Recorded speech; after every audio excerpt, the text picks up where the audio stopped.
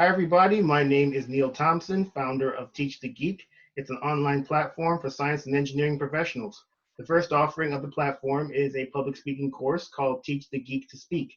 To learn more about it, you can go to teachthegeek.com. Again, that's teachthegeek.com. Today, my guest is systems engineer Malika Grayson.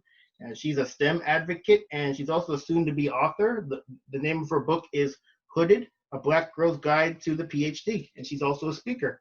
I look forward to learning more about her job, her book, and of course, her speaking endeavors. Welcome to Teach the Geek Interviews, Malika. Thank you. And yes, my name is Dr. Malika Grayson. So I'm so excited to be here. I'm so excited to chat with you, Neil, and learn more about you and Teach the Geek and have you learn more about me.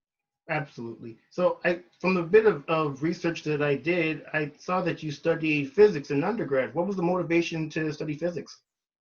It's funny because I grew up in Trinidad, and growing up in Trinidad, I didn't really get exposed to STEM as much as I would like, or as much as so many other young people get exposed to STEM now. Or I didn't know what STEM was, right? I knew that I enjoyed taking things apart, putting them back together. I enjoyed really playing around the house, destroying my mom's appliances, but I didn't know what that amounted to and what part of STEM that was. So once I had the opportunity to go away for school, it really just aligned with physics. And physics gave me the opportunity to understand the background of how things work, really understand the literature and get to the equations part of it. Once I experienced a summer undergraduate research experience, I was able to see everything that I learned being applied. And so I did that summer undergraduate research experience in a mechanical engineering lab at Georgia Tech University in the summer of 2010. And it was one of the best experiences. And that is what solidified my want to go to graduate school and pursue my PhD in mechanical engineering, because I wanted to learn more.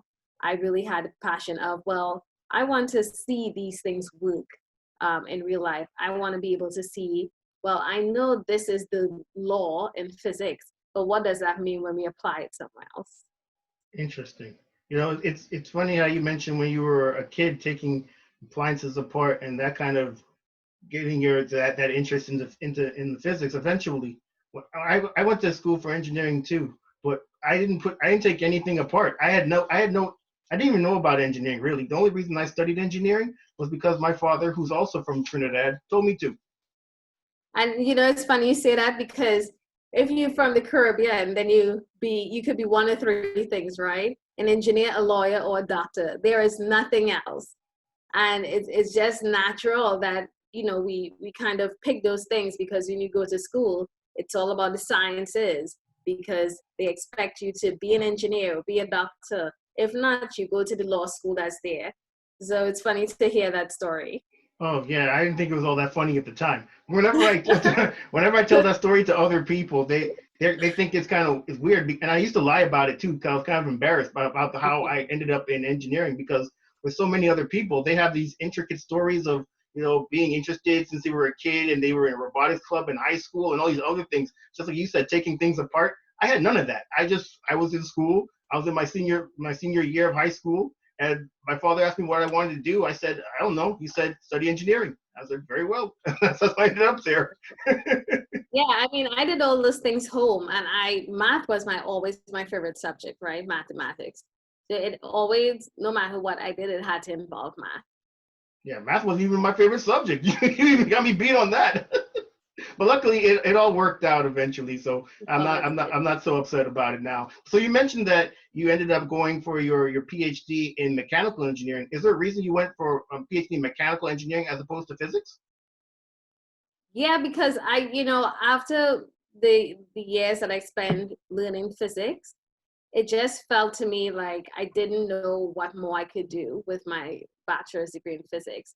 And I really got interested in mechanical engineering because of that some undergraduate research experience and being able to see the experiments. And the experiment that I worked on, it was really mechanical engineering focused, not the traditional mechanical engineering that we think of, but it was looking at a machine that measured the muscle strain of somebody. So if you go to the gym, for example, and you feel like you pulled a muscle, this machine was going to be able um, to do an ultrasound on that area and then tell you the extent to which your muscle was injured.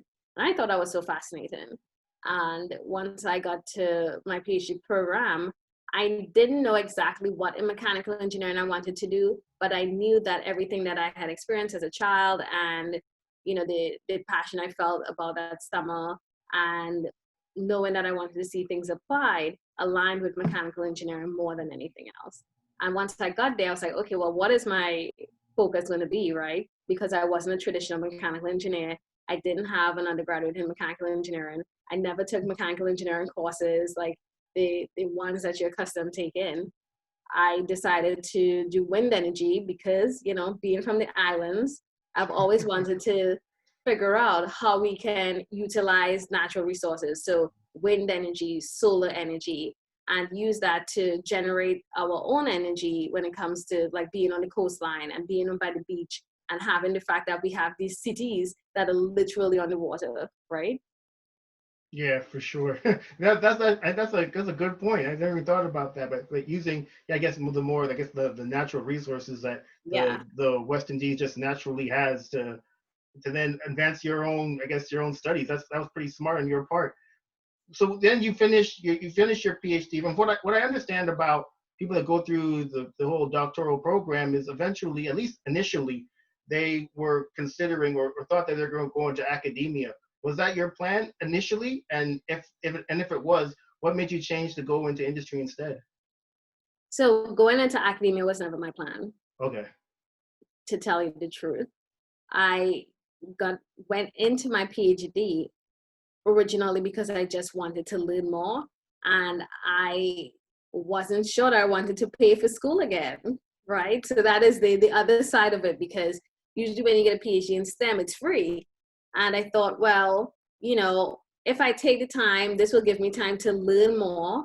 I feel as if I go to a master's, I would have to really rush into figuring out what mechanical engineering is, what my passion is within mechanical engineering is, figure out how to do research, figure out all the things that I didn't have the experience in as an undergrad. I never worked in a lab. We had labs as physics students, but not to that same level where I feel like a lot of engineering students, at least the students I had as a PhD candidate, they worked every day in the lab, right? They were part of my project. They helped me with my project. This was part of some of the things that I did was part of their project for their undergraduate research during the semester. So during that time, I just never thought, well, okay, this is the path for me in terms of I know for sure that I'm going to do a postdoc and go into academia. I knew that it was just what I wanted to do. And then as I got more and more into it, I realized that academia wasn't my passion. I knew I wanted to go into industry or something else. But if I did decide to come back into academia, I would always have the option.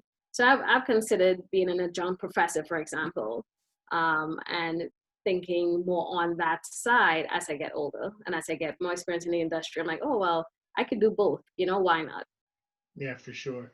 So then you finish your PhD program and then you go into industry. And I mentioned in the intro that you work as a systems engineer. Is that something that you had already, I guess, when you finished your studies, that was something that you were looking to do, or is that something you fell into? And not only that, what exactly is systems engineering?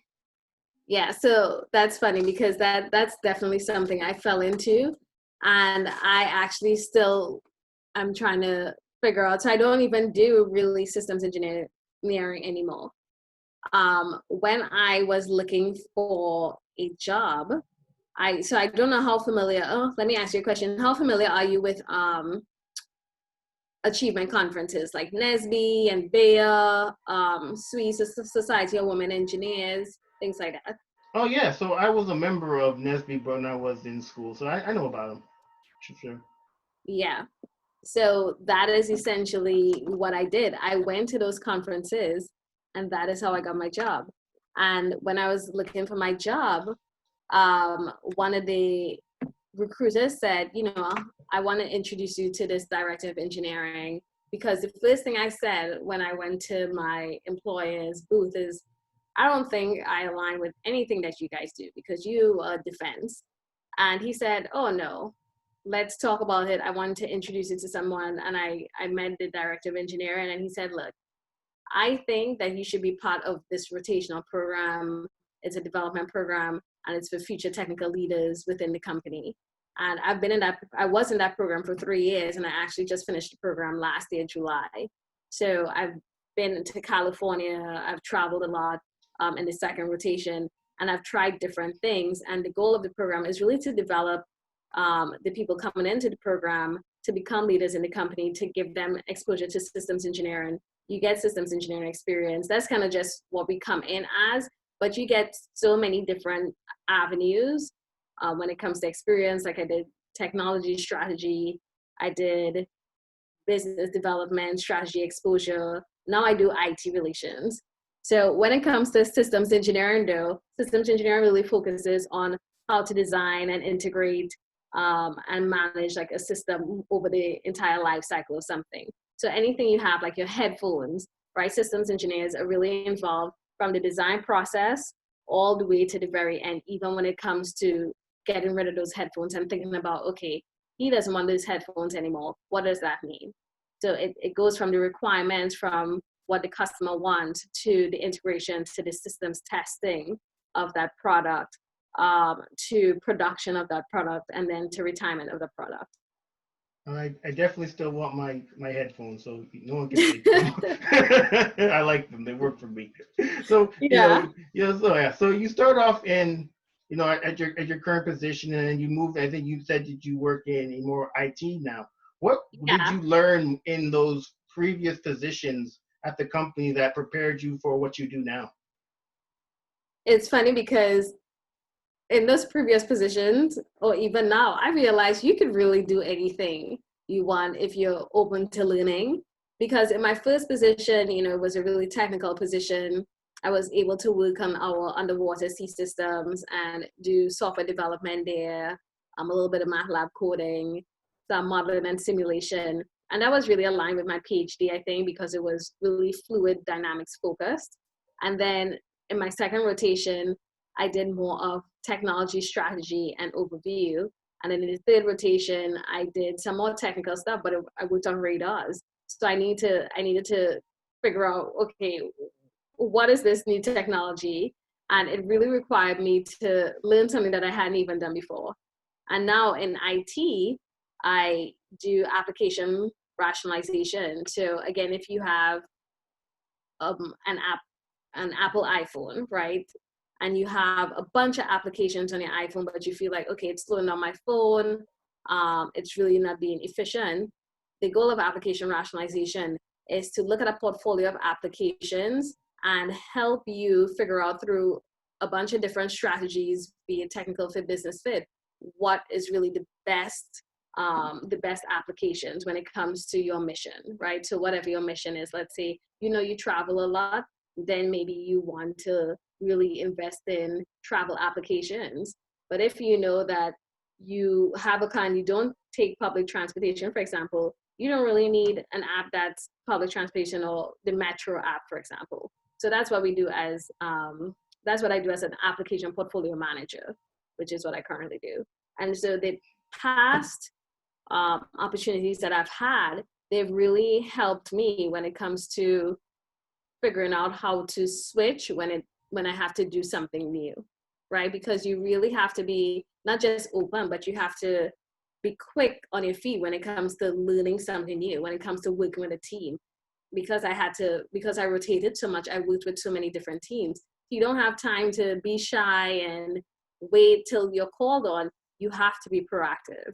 And I think that is what they were trying to do. They're trying to really push people and help people evolve when it comes to being a leader, when it comes to being proactive, and when it comes to being, just someone who is a technology leader. Nice. I mentioned in the intro that you wrote a book. What was the motivation for writing the book, and what do you hope people get out of it? I did write a book. I just announced it last week, and I'm so excited because the feedback has been amazing. I love the love, and the motivation came from my graduate school experience, right? So during graduate school, I was only the second Black woman to graduate with a PhD in mechanical engineering from my school. Apart from that, just being the only person or being the only one when it came to the only Black person in your class or the only Black person in your cohort, not having other Black women around when it came to other graduate students within your department, that really pushed me to write my feelings, because I felt at times, oh, I wish I had somebody I could ask them what their experiences were like when they were going through this. And I felt alone at times. And I said, you know what? No one else should have to go through this. So I had actually, once I graduated, started a blog, A Black Girl's Guide to Graduate School. And I started writing a few of my experiences down. And, you know, I felt as if I really wanted to tell my story. So you can not just read blog pieces, but read how I felt walking into my first class, for example, and read how I felt when I walked over the stage. And that is what really motivated me to finish, because I've been trying to write this book for 4 years, right? But going through and thinking about some of the great times, but also some of the really rough times in graduate school, you really have to sit down and say, okay, am I really ready to relive that? And then doing it as a full-time employee, it makes it hard. So that was my motivation, making sure that another Black woman doesn't feel alone. Okay, that's really cool. And kudos to you for actually writing an entire book. I know that must have been quite the endeavor. It was rough.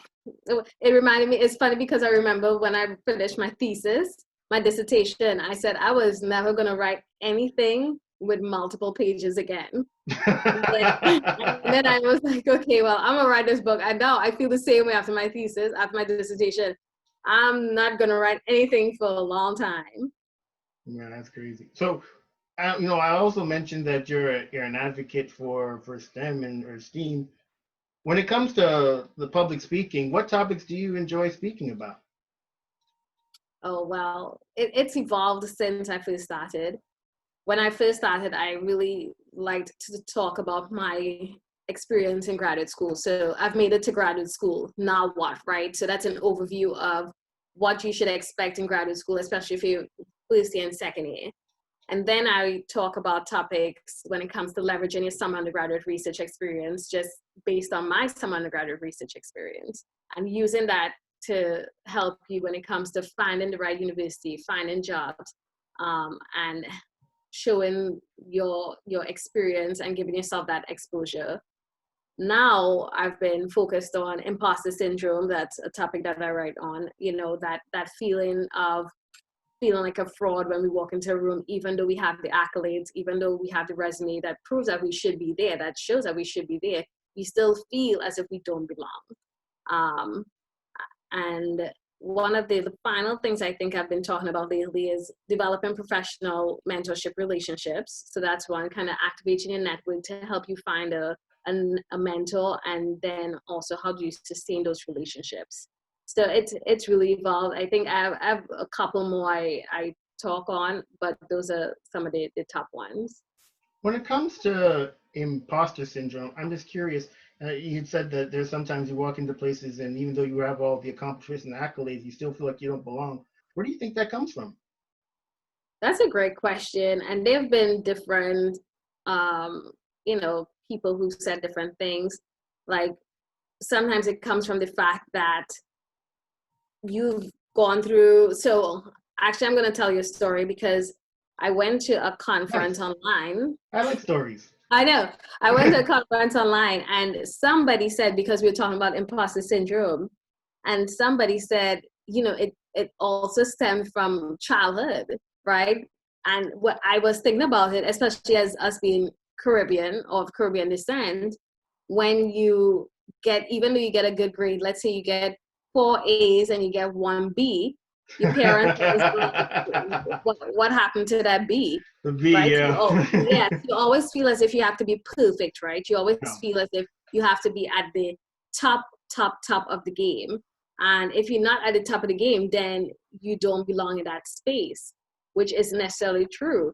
And a lot of times we walk into a space and we're like, oh, well, I'm the only one. That's the other thing, right? It comes from the fact that sometimes in spaces, especially depending on the industry you're in, you are the only person who looks like you in a room. So automatically you already feel a type of way, like, okay, well, nobody else looks like me. Maybe I don't belong here. And when you'd be surprised when you talk to other people in that room, you listen to them, you're like, well, damn, you really don't belong here because you don't know what you're saying. Right? So I think we really need to move from feeling that, and it's really like internalizing some of those feelings of, well, I don't belong here, or maybe I need to do more. I don't have enough experience because maybe you're the youngest person in the room. I've definitely felt that way, right? Where my team is sometimes middle-aged white men, and I feel as if, okay, well, I don't know if I belong here because no one else looks like me, or I'm the youngest, right? Or I'm the only Black person. But then I remember my journey. I remember how hard I had to work to get to where I am. So Yeah. it's always reminding yourself of your journey and reminding yourself and really dropping those gems of self-confidence, saying, this is what I had to do to get to where I am. I'm sorry. I'm still laughing about how you said that sometimes you go to these spaces, even though you're the only Because you Black person do. there, and then you still talk to somebody. It's like, this guy's kind of dumb. So maybe I am in the wrong room. I need to be around smarter people. I'm telling you. Yeah, I'm gonna be laughing about that the rest of the day. So thank you for that. So when it comes to public speaking, is that something you've always been good at? And if not, what did you do to get better at it? Oh gosh, public speaking stresses me out. And I know every time somebody tells me, I tell somebody that, they're like, oh no, that's not true. But it really does. I remember when I first started public speaking, I would get anxiety, and I think honestly imposter syndrome, right? Of I have nothing to say, or what I have to say isn't important. What makes what I have to say more important than somebody else, right? And then so that was it. Then I would start to feel nauseous and all the other physical things that go with it. And Zoom and being online has definitely helped because I don't feel that anxiety of being in front of an audience again. But what has really helped me is speaking about my story. When it comes to public speaking, when it comes to anything, once you're knowledgeable, then you're going to have that confidence. And being knowledgeable about my story and really just using my experiences and leveraging my experiences for my public speaking, that is what has helped me, and that is what helps me to be better. I can always improve. I'm always looking for tips and ways for me to improve. Every time I go do a workshop or something, I listen to people's questions, or I listen to the way they react, or I observe the way they react with a certain slide, so that I can improve on that slide or improve on the way I deliver the next time around.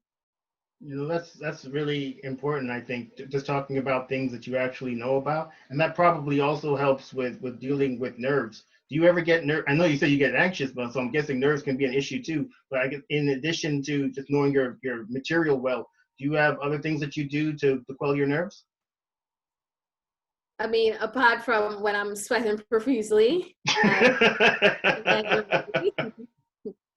my mom is a big person, a big factor in a lot of the things because she is my hype person all the time, right? She's really good at hyping me up. I remember one of my very first conferences, she came with me, and I was so nervous because once again I was the only Black person in the room, and it was full, full. And I remember just seeing her in the back of the room, and I felt comfortable. And so for me, that's my hype woman. And when it comes to me feeling nervous, I say a prayer.